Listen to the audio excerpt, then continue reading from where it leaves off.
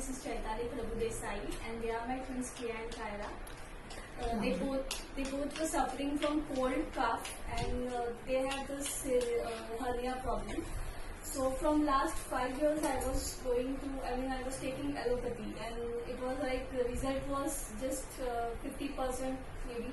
और जब तक मैं एलोपैथी ले रही थी तो उतने तक ही उनका वो तब तक का इलाज होता था, मतलब कंटिन्यू नहीं था.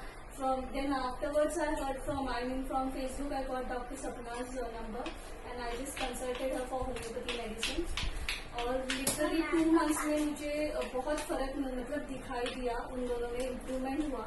कफ में तो बहुत ही मतलब उनको कफ इतना सीवियर था कि रात को एकदम वो खांस के हम लोग को बुरा लगता था वो देखे.